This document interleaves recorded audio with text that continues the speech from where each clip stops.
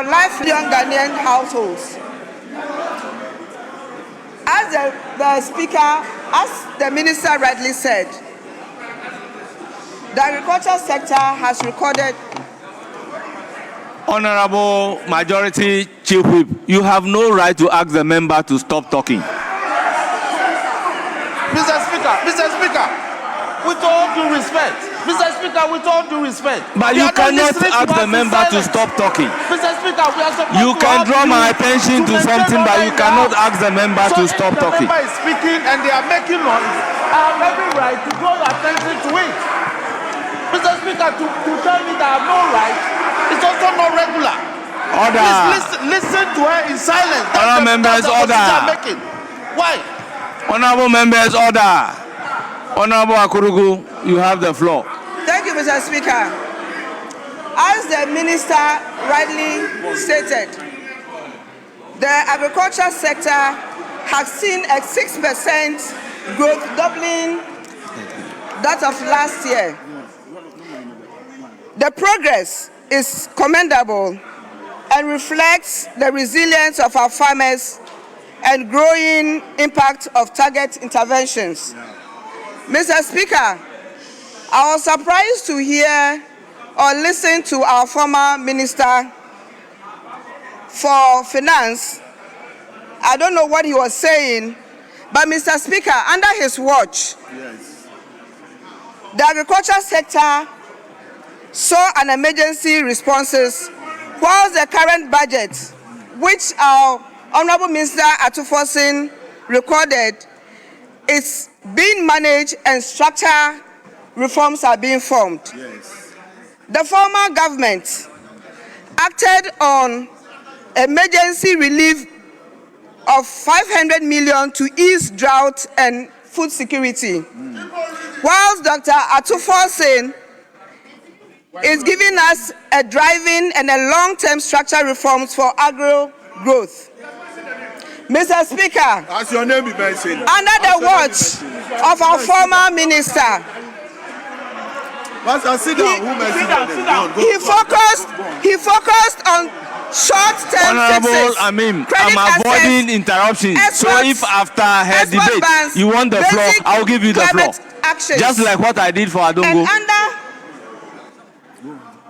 And under our current finance minister, we are seeing pursuing comprehensive long-term reforms through broader financing, value chain development, climate-driven industrialization, and major infrastructure investments. Mr. Speaker, the 2024 budget under the former minister was appropriate for purposes stabilizing food security system during national emergency. Mr. Speaker, it was under his watch when we noticed that donkeys, fertilizers meant for farmers, were being exported and the monies used to buy lands for themselves. Mr. Speaker, under the watch of Honorable Atufosin, he is bringing bold, systematic, investment-driven, and transformational to the economy. It addresses the root causes of agriculture underperformance, builds sustainable value chains, and positions agriculture as a modern economic engine. Mr. Speaker, the 2026 budget deserves commendation for shifting agriculture from survival competitiveness and from crisis management to national development. Mr. Speaker, I thank you for this opportunity. I am grateful.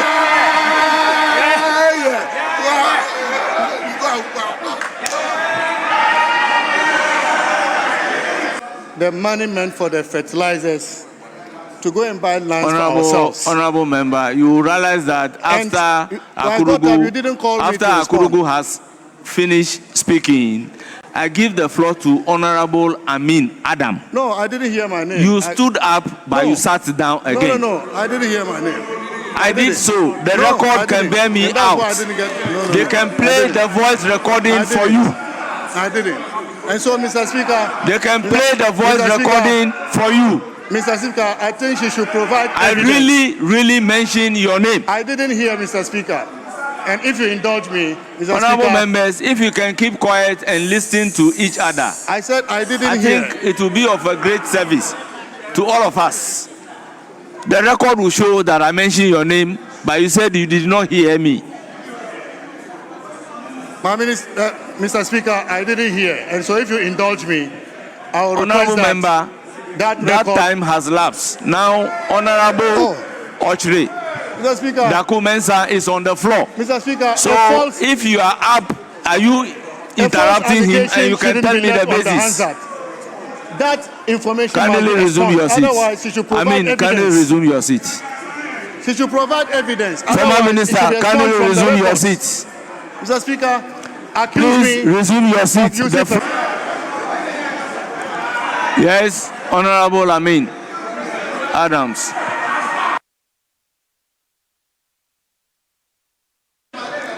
Next on the list is Honorable Kobina Ochre Daku Mensah. You have the floor. Thank you very much, Mr. Speaker. Mr. Speaker, I do believe that first and foremost, our side have already delivered on the budget and actually punched the necessary holes in the budget. Mr. Speaker, hello?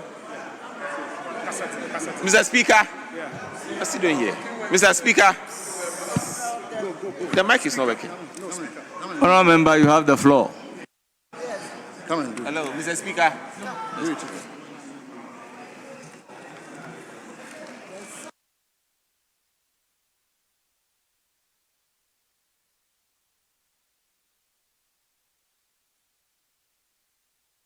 Hello, Mr. Speaker. Thank you very much.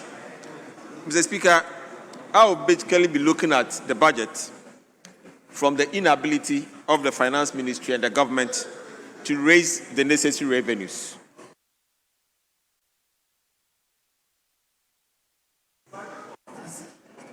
Hello?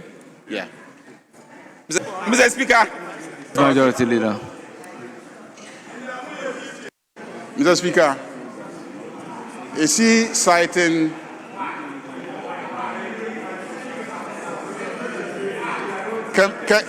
Kempinski hotel prices? Is it Kempinski hotel prices or Makola prices?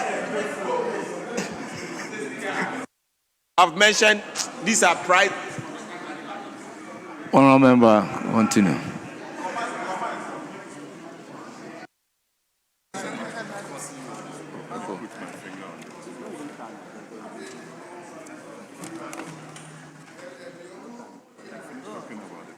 Yeah.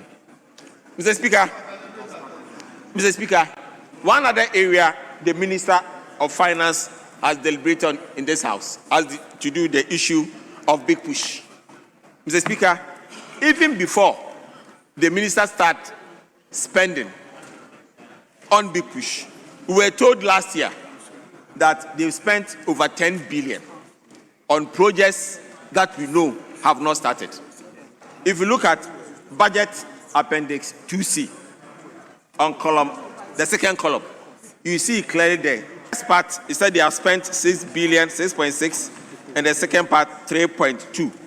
But we all know in this country that big push have charter, and at the same time, the person cutting the sword for the project. Hold on. Honorable Kwame Agojan, you have the floor.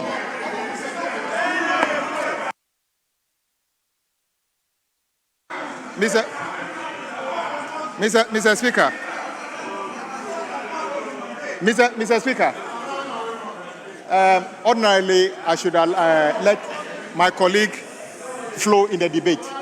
But Mr. Speaker, we beg of you, if colleagues make statements, and I'm grateful you gave me the opportunity. My colleague just said that the finance minister has said that we spent 6 billion on Big Push, and he is aware that Big Push hasn't started. How can you even make that comment? When you know in this House, Mr. Speaker, we have listed projects that have started, and I've come here to say that some of the Big Push projects are 30% already into the program. So if you don't know about these things, don't say these things. Don't say these things. Big push projects are on site. Big push projects are on site.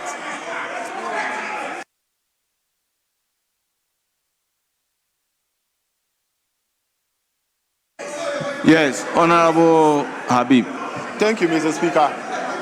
Mr. Speaker, I think the first two speakers, you were able to manage it very well. Mr. Speaker, yourself, you can see that when you give opportunities on point of order, people are now abusing Order 122. So, Mr. Speaker, with respect, let the debate flow and don't give chances to all these. Honourable members, if Mr. Speaker, if they have something to say, there is a next speaker. They can hand it over to the person. Honourable The person members, do the correction, and then we move on. If you watch me carefully, when a member is commenting on the budget and our rules are breached, I know. Don't take it that I don't know rules. Floor is for documents and honourable documents, and you have the floor. The Speaker, it's not a fair ruling. Mr. Speaker, we all know it's just a program name. And therefore, if you are talking about new projects under the big push, there is nowhere in this budget that new projects have started under the big push. And therefore, any expenditure under the big push are for old Nana Akufo-Addo's projects. And the NDC cannot claim those projects. Mr.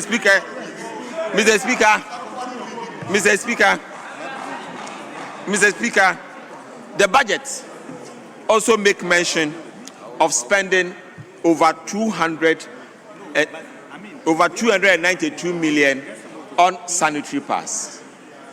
The same NDC, prior to 2005, during the 2024 campaign, made mention that they are going to go into what we call the 24-hour. At least, if you are even spending 200,000 Ghana cedi to set up a sanitary pad factory, we can provide sanitary pad factories and employ over 100 people per factory in all the constituency of this country. At least that can be said to be maybe an agenda 276 instead of 24-hour economy, so that the youth of this country can be employed and they can produce these sanitary pads locally and supply the schools that we want to supply.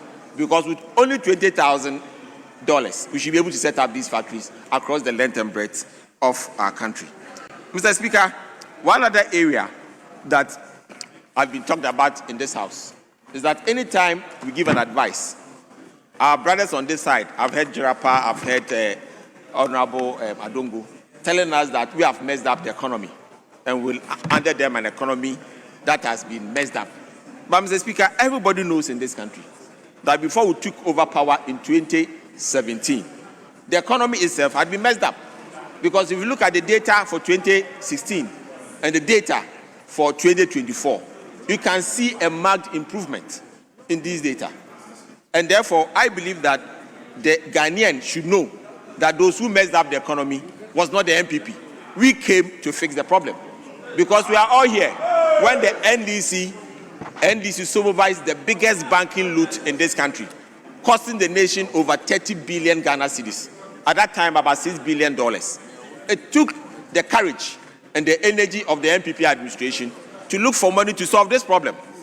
It was after that that COVID also came to create additional problems. And we were able to solve them to the extent that whilst we took a growth rate under the John Dramani administration from 3.4%, we were able to move it to 5.7.